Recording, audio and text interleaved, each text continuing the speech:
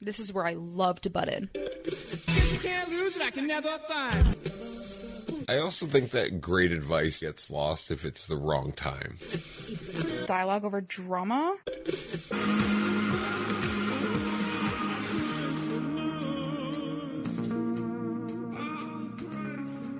Well, now, hey kids, welcome to episode 75 of Dialogue Over Drama. I am Danny Dialogue. And I'm Courtney Drama. We are a Canadian couple with an age gap that has been together a decade plus. Our podcast is the focus of communication through our whole relationship and just all different kinds of communications with friends, with workmates, with everybody, and just being open and honest in communication and verbal communication and all that other fun What other stuff. kind of communication is there? Well, through social media, through any Body kind of communication? body communication, I guess. So we ended up kind of going down a weird rabbit hole. I couldn't put an actual ticket on what today's episode was about, but it was just something weird that we had discussed off, not on the podcast, and just kind of reevaluating it and just kind of verbally putting into how both of us see a situation. So it's a cool back and forth, but I'm going to nonetheless just regress, and we're going to play a game, and it's going to be probably the last version of Finish the Line. So it may be death of Finish the Line. But here we go. Are you ready? I have 8. Because I have not been able to get very many. Nope. I don't think I got a single line. I have 8 clips for you. Here's the first one. Hello, my name's Forrest. Forrest Gump. Okay, 1 point. What movie? Forrest Gump. Okay, cool. Okay, you ready? Here's number 2. Ghostbusters. Okay, 2 for 2. Wow, you're making this really hard. You literally said, you're like, if I don't get any of these, Yeah, well, that's it. see, 4 points. Go join your friends, you wiggles. What? Go join your friends, you wiggles. I have no idea. Okay. Go join your friends, you wiggles. It's Goonies. Hey, you guys. What's Goonies? The movie Goonies. Oh, motherfucker. I don't think I've ever seen that. Mrs. H is going to kill you. Really going to kill you. Like your dad. All right, here we go. That's your fault. I've never seen that movie. That's so not true. We've watched it twice. Here we go. Did you hear about ice? What's that? You want another one? Really? Yeah.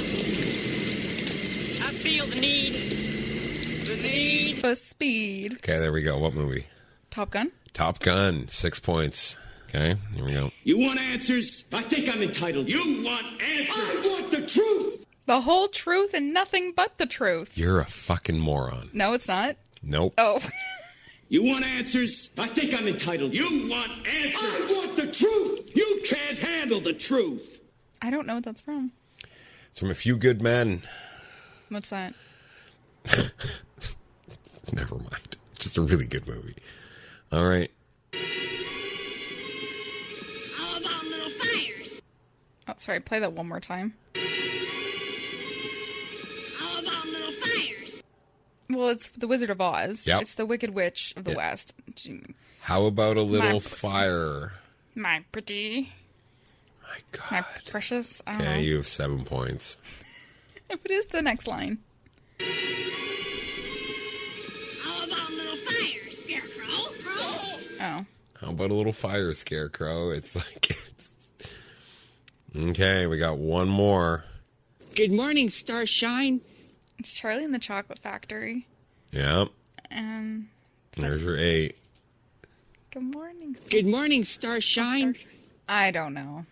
Oh, you suck. Good morning, Starshine. The Earth says hello. I do. Oh, I love that movie. All right. Wow, man. You got 8 points. I have to get you. You know what? We need to take turns. I need to find some clips of some movies that you claim you love, and I really fucking hope you don't know the next line. All right. Well, we'll see how that goes. We'll enjoy the episode. Let's change the channel.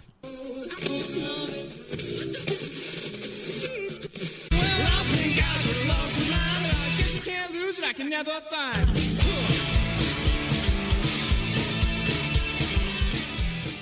I'm going to set up a scenario, and just as in a mode of transparency, we kind of talked about this already because I didn't want to throw this on you out of nowhere, right? Was a weird thing that's been happening for the last 2 weeks where I know you've been really stressed at work, and I've been really stressed at work. You would come home from work, I would have dinners ready to go, like as soon as you want it. You would sit on your phone and you would have a meal handed to you, all prepped and everything. The place would be clean, your laundry would be done. We would do this. You would come home, you would talk to me about work, and then I'd be like, at this point, relaxing in my day because I'd spent all day cleaning and doing all of our household work, being the housewife that I am. You would be showing me stuff as I'm relaxing, and I'd be like, cool, let's do it. You would finally get to the point where both of us are there, and then I'd go to talk to you, and then you started doing the, look at my watch, like, look at how overwhelmed I am. And you started, like, it just became this weird thing where I'm like, okay, I'm respecting that you're wanting to do this, but you were being very almost like you're not allowed to talk to me right now.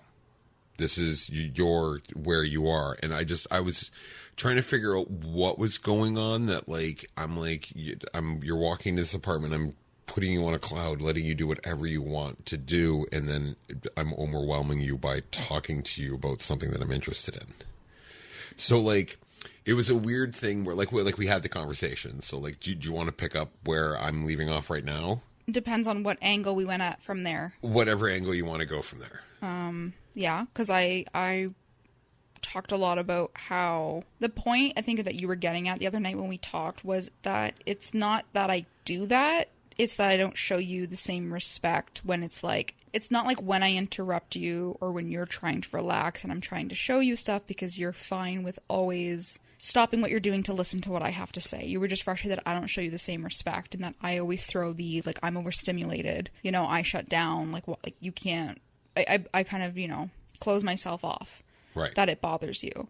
And then I tried to say to you that, well, if I do that to you, you're allowed to say, hey, you're overstimulating me right now, or hey, I'm trying to relax, and kind of like set those boundaries. And when I had said that, you basically said that you never would. No. Because me constantly interrupting you to show you something on my phone or talk to you, you're like, I would always want to have happen because what if there's like, you would never want the day when I stop showing you things. Right. Right? That I've had to kind of like process and like think about, because you're right. I think it goes the other way now, because it's like, for every time you want to talk to me about something you're interested in, and I am overstimulated and I'm stressed out because I've used like all of my mental energy throughout the day that I feel like I have nothing left to really give. Is that a weird thing that when you talk about how you need to tell me to set a boundary, that you're like, you know, you're allowed to set a boundary to do this? And it's funny that the reason that you need to set a boundary is because you can't set a boundary somewhere else. Because if you're coming out completely burned out with no energy to give to your partner, shouldn't the standard of you setting boundaries happen long before you get home so burnt out? Of course. So that, because it's not fair to you that I come home with zero. Right. I know. I was just asking. Like. Yeah. You are stalled for a second, so I was just curious. You're right. Like, I shouldn't be at the point where I come home at zero, because then, like, that's not fair to you. That's not fair to anybody. It's also not even fair to myself, because that's where we got into the whole, like, I come home and I have the same habit, same routine of the thing that I'm using to, like, just mask and avoid and feel numb from all the stress. So I'm, like, in my own vicious cycle. It's not even fair to me, let alone you, because, like, I should be able to come home from work and still have enough to give to, like, enjoy life. Right. Never mind come home at zero. And then now I'm very selfishly inward, because if I have, like, already nothing to give and I'm going to give anything, it might as well be to me. Right. And it's like, well, then why are you here? Right. Right. So, yeah, I definitely need to, like, address that issue so that I have stuff to give to you. Now, having said that, obviously there's, like, exceptions and reasons and moments in which something might not be a good time. I just think, like, when I say to you, like, I'm overstimulated, or you're overstimulating me right now,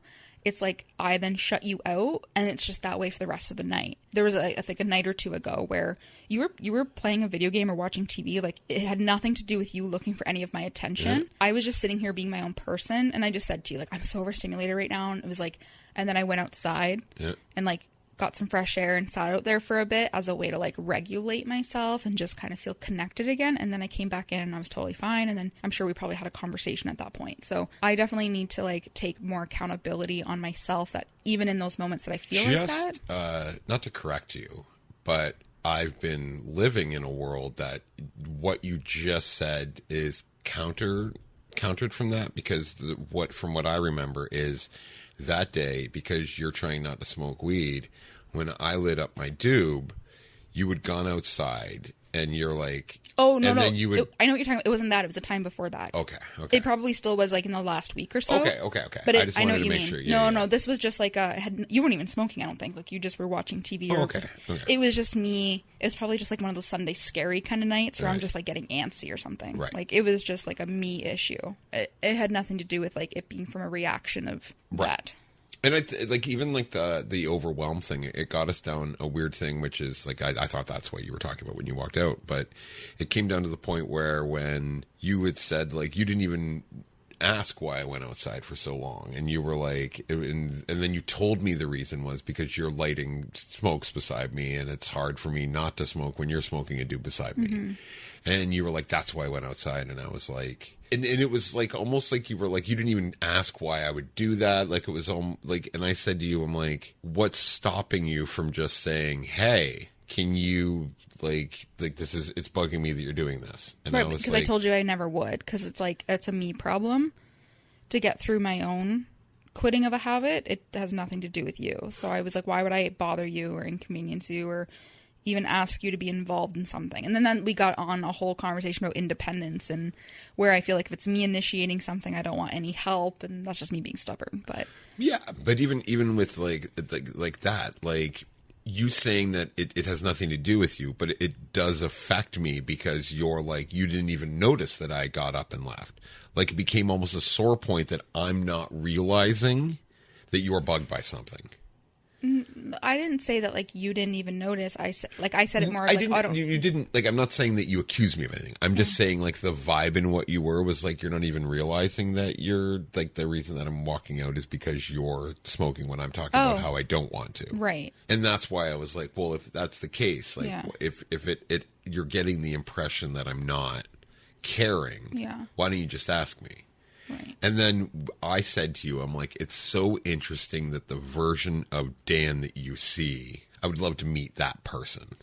Because you're like, if I were to ask you, there's no way you would do this. Mm-hmm. And I'm like, of course I would.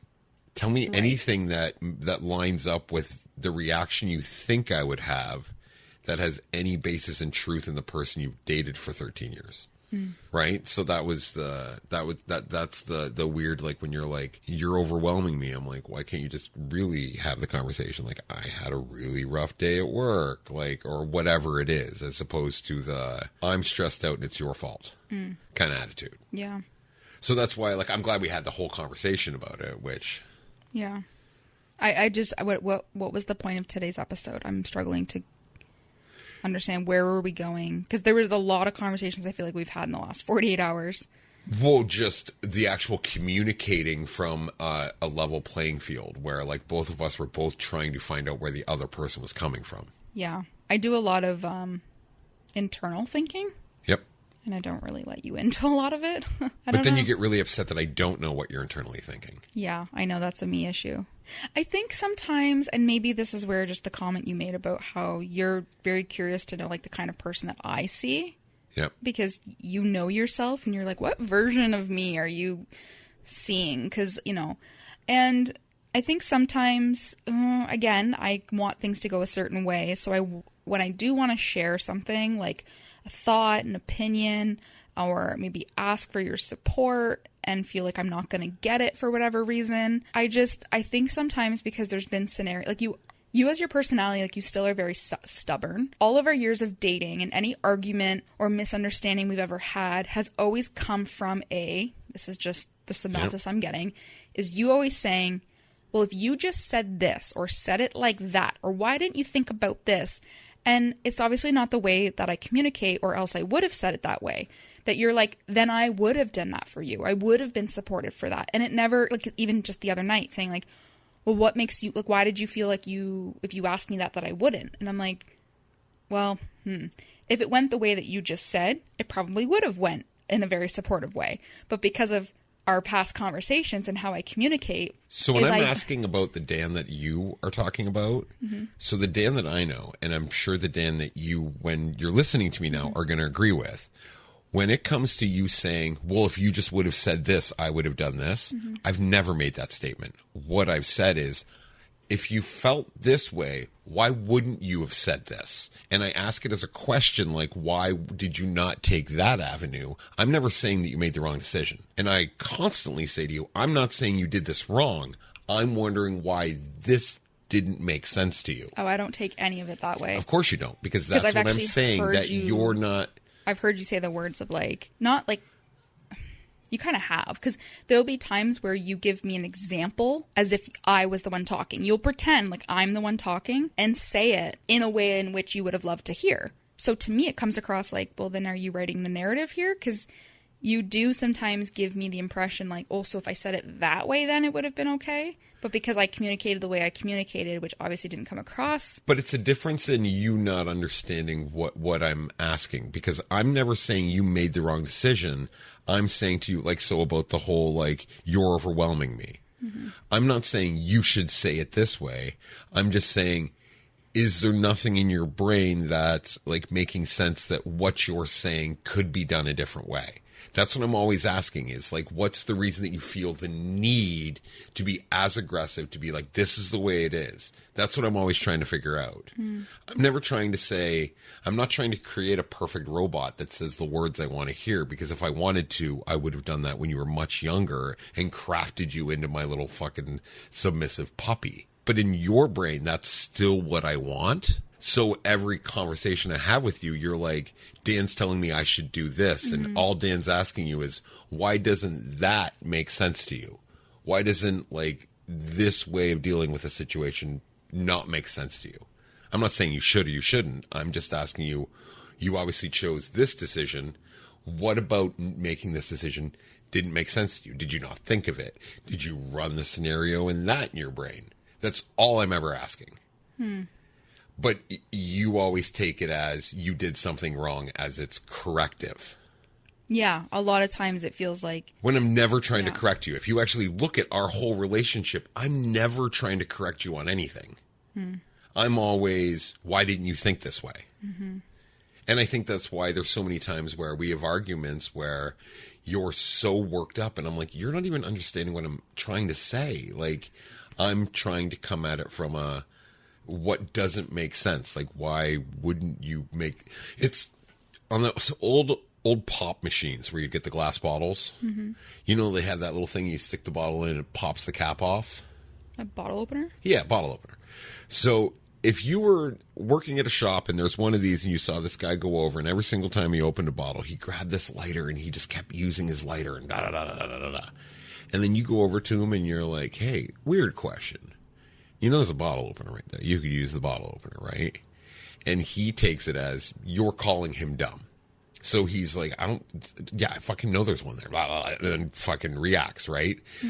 But if the person heard the actual question, like, well, why aren't you using that? He could answer, oh, when I was a kid, I used one and it broke in my hand. The bottle broke in my hand and I cut my hand, so I just don't like using those kind of bottle openers. It could just be a simple question answer. You're not trying to correct him because he's still getting the bottle opener. Why do I need to know his story? I don't care. But in a relationship, you do. I guess. So when you're doing these things that I'm like, I don't want to be like trying to correct you. I'm always trying to figure out why you wouldn't, what's stopping you from seeing this? Like, is it you have the impression that I would react this way? Like we just came to the conclusion of. You won't ask me these questions because you just assume I'm going to say this. So, like, that's one of the big things about when I'm asking you these questions, and I want to know this Dan that you have, because, like, I've never tried to correct you. I've never said you're doing this wrong. I've never. But in your brain, everything I'm saying to you is you should have said this. Right. I find, I see what you're saying. I think a lot of the times, because I'm so stubborn, I want to approach a conversation and in my head I'd hope for it to go a certain way. And especially when it comes from me talking from feeling where there's really no fact. I don't like expressing my feelings, and because you are so logical and I'm just in an emotional state and just want to talk from emotion, but I don't give the precursor that, hey, I'm talking for emotion. I'm not looking for you to solve any problems. You still are always so inquisitive that then as you try communicating back to me in a way that sounds very interrogative, even though you're just asking questions to understand, and they're questions I don't have answers to, I get frustrated because it sometimes makes me feel like my feelings are now invalidated because there's nothing to hold up for it. Like, for example, with all the stress of like work and stuff, right. I'll kind of throw out scenarios and stuff, and I know it's healthier for you to kibosh those anxieties because they're not real, but to me they're real, and to me there's still possibilities that could happen, right. And they're still scary. And I feel like every time so far when I've tried to talk about it in a really weird way, and I'm not saying you're doing anything wrong, but it always comes out like I shouldn't feel that way. Okay, well then I guess I'll just stop talking about it then, because I never really feel much better, because you haven't removed the anxiety. You've just told me all the reasons why I shouldn't have it, but that doesn't make it go away. I understand what you're saying. So I think that's also let me just figure out if I'm correct or not. When it comes to something like work, and you're like, this is an anxiety I have, I'm like, does it make sense for you to be this anxiety filled when, like, do you understand that, like, this person is this way, that, like, it doesn't line up? Like, you've told me you know this person's this way, but you're like, the thing that I'm getting really anxiety filled about is me creating this thing that I've never fucking worried about in this person, and now I'm convinced they're going to do it. Mm-hmm. There's no logic behind it. There's no nothing. Yeah. So to sit back and just be so there's to me the logic behind it. If you having to come from logic where I'm coming from emotion, is clearly I'm feeling this way by observing and listening and feeling energies, and things happen and things change. So like, it's not just anxiety that like pops out of absolute nowhere. It's definitely a series of events that, sure, I've probably made up now a different scenario anxiety right. that could possibly happen, but it always stems from certain things. But even though those certain things may or may not have anything to do with me, you still try to like dissect it with fact. Well, because the reason I do that, I think, is because there's a Courtney filter that happens where like we just kind of went over it, where I'm like, I will ask you a certain question, like, why wouldn't you do it this way? Like, what's the reason? Mm-hmm. And you hear you're an idiot for making the decision you made. Like you should have obviously done this. How the fuck did you not see this? That's mm-hmm. what you're hearing when I'm asking a simple question of, I'm not saying you did anything wrong, just curious why you didn't pick this one. So I know that filter is a constant Courtney filter. So I'm like, you're like, I hear my emotional side of what I think I'm hearing at work. So when I'm talking to you, I'm normally trying to like talk you through like, okay, maybe I misheard and I'm still running on the emotion of something that I didn't hear correctly. So that's why I'm always asking questions, because I know that if you get in your brain that something's some way, and then down the road you're like, oh, I was completely worked up and for 4 days when I just misunderstood this thing that it was literally nothing. Right. It's like when a boss says to you, when I get in on Monday, we got to have a talk.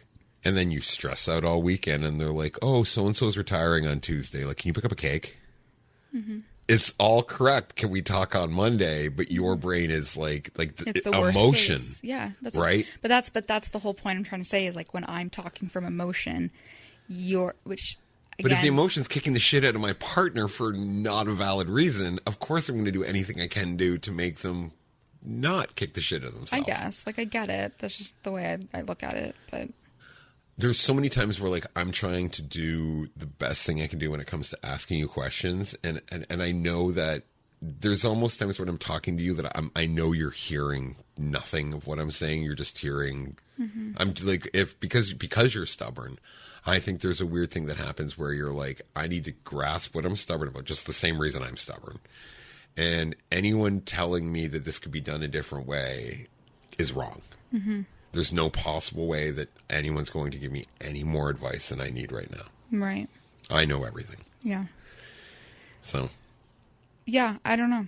I just, I don't know how to, when I believe that I need to be alone or I need to be in a peaceful environment without obviously removing myself from the room, because like, I mean, if I have to, I have to, and I've done it. Like I said, whether it was that instance or a time before where it's myself being overstimulated, you're not even involved, because we like doing things separately, but in the same room. Right. Like I said, even today, I'm like, I just want to be beside you. Right. Even if we're doing two different things, I just like being beside you. We like being near each other. And I mean, like, unless it involves like me actually having to remove myself because the environment that you're in is causing me to feel overstimulated. And it can even be like, I actually think the time that I did go outside had nothing to do with you smoking.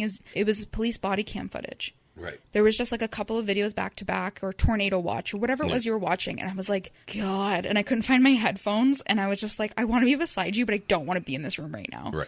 And then I'll get up and I'll remove myself until I can feel calm and regulated, and then I want to rejoin you.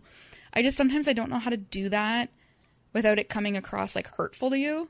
Or like that whole, like, look at my watch, it says high stress, you're overstimulating me. Where it's like, it's whether you are even talking, not talking, whatever. I'm like, I just don't know how to do that. And then when you do want to talk to me when I'm in that moment, it's hard to like be polite. But then at the same time, it's like, so are you, from the scenario that we started this episode off on, are you basically telling me like, suck it up?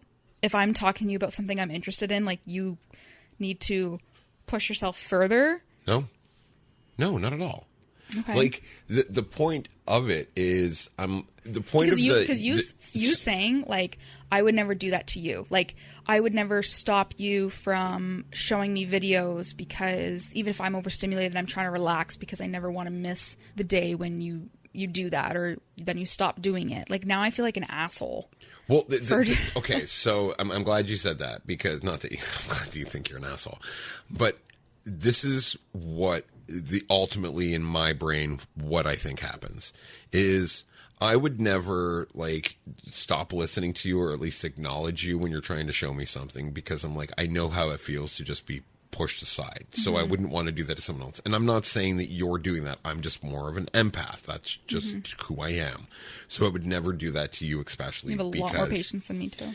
And the second thing is, by the time you're like aggressively telling me I'm overstimulating you while throwing your watch in my face, in your brain, you've had 4 conversations with me already about what you want to say to me. Why does he have to do this? Why can't I just tell him not to do this?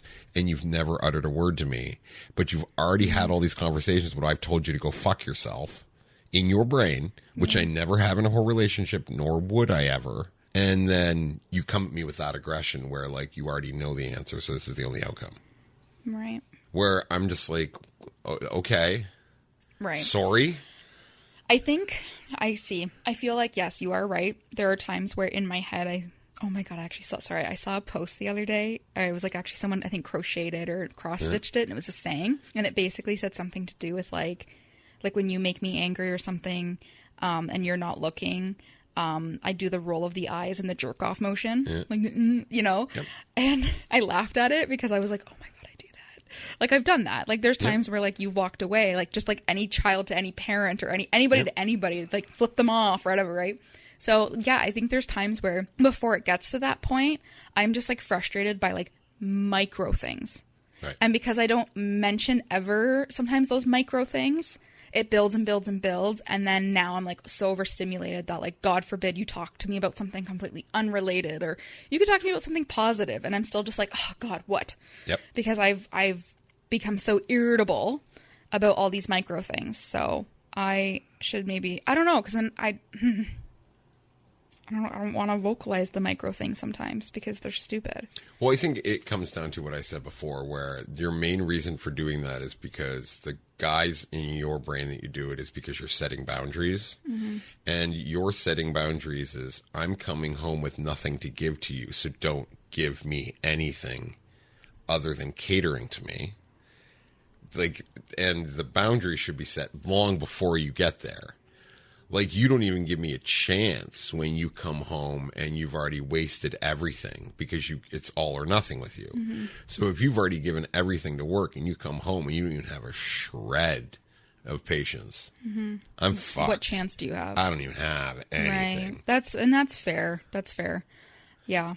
There's got to be something in your brain that, like, like, I use them as facts, that I'm like, okay, I make sure the house is clean, you got your dinner, you're coming home with strictly to be able to relax. Mm-hmm. Like, you can come home on 0 and just relax, and I'm completely cool with that. I love that aspect, that I contribute to the relationship. I know that, I assume that you can't wrap your head around that fact, because you're like, if I would have spent the whole day cleaning and Dan did something like that to me, I would be like, what the fuck's your problem? I spent all day cleaning, and it would be like added on to it. But that doesn't enter my brain. I'm not like, oh, she keeps doing this, I'm going to not clean or do her laundry for her. Because the way my decision making towards you is because I love you, and I'm making the decisions because I love you. Yeah. Day-to-day shit changes. I get it. Like, you know, like people's patience, people's willingness to communicate changes with stress. Like I get all of that. But there's so many things in my life that I need to keep consistent, because this is the person I love, so I will always be patient. I will always try to build you up. I will always try to do this no matter how you're treating me. I have these goals and ways that I treat you that don't change. Yeah, I think that's another problem I have too, is like I'm not consistent at all. And I think, just as like we've talked over several episodes, you know, of my journey with like diet, exercise, ADHD medication, and cannabis, and the not smoking, and like I've gone from an extreme of a routine person. I think we even had a whole episode on routine once, maybe not, we revisit it, but just finding that like healthy balance is like, I feel like a way for me to be consistent is to have consistency. I can't give consistency to you or anybody else in my life, or even myself, if I don't have like a baseline. Like I don't know how you, wow, this sounds terrible, because maybe you have consistency in all areas of your life, like the amount of, you know, maybe cigarettes and drinking and your diet and your sleep patterns and everything that you do is like a creature of habit. The way you talk to people, Absolutely. Every fucking aspect of you is so consistent and routine, and you do things the way that you are, that you can just deliver consistency. And I don't have that. I'm working on it, like by getting up early in the morning and spending some time outside, like, you know, making sure, okay, wow, big win, I feed the cats every day. Like, you know, I don't have consistency in other areas of my life to give me that peace. So like when I come home from chaos and there's the consistency of like how you show up for me, I love that. That's great. But like, it's also not fair for how I, like you said, like how I treat you, or even just how I show up for myself when I don't have consistency in anything, because I'm so chemically imbalanced. Like being on medication is still fairly new to my life compared to being unmedicated, and then like smoking cannabis in my life versus not. And like, this is the second time around of going through that. Like that also does a lot of like hormonal and chemical changes too. And it's like, fuck, if my innards aren't consistent, how the fuck am I supposed to, as RuPaul would said, if you can't love yourself, how the hell are you going to love anyone else? Right? Like, how can I, do you want the main reason, like, I'm a very, very consistent person. I'm a very, very routine person. Like there is, like, I have a lot of consistencies because I have all the same fucking issues you do when it comes to the way my brain works. That if I don't have consistencies, I have nothing. Like I have scattered brain. Yeah. I think the big thing that what makes things consistent is nothing interrupts them. But the reason you always give that you can't be consistent in things is because all of these other things get in the way. So if you just ignore all the other things that get in the way and just are consistent, that's how you remain consistent. It doesn't matter what happens around it. It's just the consistency. But you're like, I can't be consistent because other things interrupt. Yeah. Well, no one can, because that's the definition of not being consistent. Yeah. Does that make sense, what I'm saying? It does. But I also feel like, obviously, life is life. And I think there's a difference between the goals and the growth that people have as well. So I feel like me wanting to explore and do new things and grow and all that, I'm not saying you're not growing and doing those things, but because our goals are different, I feel like I might have more hurdles that interrupt what I feel like is the consistency I'm trying to strive for. But because you have described yourself at like, this is just where I'm at and I'm okay being here, you are going to have less hurdles approach you for being consistent. Not at all. No, because the things that I'm consistent about are like, you look at a physical thing of like consistency, like every day I'm going to water my plants. Every day I'm going to do this. And you look at that as being consistent, right? You even brought up me with being like, you have this many cigarettes, you have this many beers. Like it's not a physical thing. It's the way that you think. It is I'm going to get up and I'm going to take care of something that I'm taking care of. There's not an actual label to everything. It's a mindset of, I'm going to do this regardless of what interrupts. I'm going to be patient with Courtney no matter what kind of day I had and what kind of day or how she's treating me, because that's what you do. That's the consistency thing. Right. I'm going to make sure that you know what? Everything you're saying right now literally just sounds like the therapy worksheet I was doing. It's called values. Yeah. And I think right now for me, I feel very lost in my values. Hence why I had to redo that worksheet and try to process them all, is because the difference between a goal and a value is like the goal is something you check off. So like me saying I water my plants every day is a goal. But caring for something every day, regardless of what it is, whatever tries to interrupt you is a value. I think next episode we should talk about our values. And I should read you the worksheet I did, and I should ask you those questions. We should. You should read me your answers too, and I could be like, "Who are you kidding?" Well, so okay, so I think next episode we'll do that, because what's really cool about this worksheet is not only do you just list out what you'd like your values to be, is then there's the bullseye of, okay, if you say these are your values, how close to the bullseye of each of these areas are you actually true in practicing that value every day? So I have values that I've written down where I have one that it's a value I'd love to have. I am by no means near perfect in it, but I want it to be a value, so it is like on the outskirts of the bullseye. Oh, I think this would be an amazing topic, because I cannot wrap my head around what you just said. What you just said is so fucking like just a different language to me, because saying I want to have this value, it doesn't make sense to me. You either have a value or you don't. Well, like it's like as in like I do value something. When I say I want to have a value, it's because like I value patience.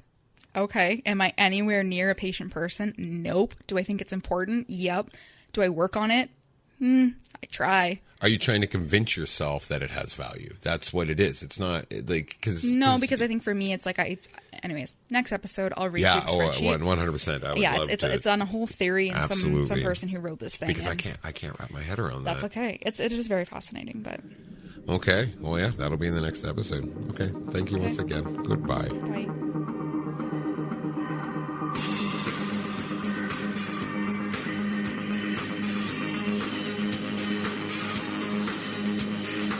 You've just listened to And Finished, Canada's own podcast dialogue over drama. The amazing music we use in this episode is provided by Allegories with their song Pray, and Jesse James and the Medicine Show, I Think I Just Lost My Mind.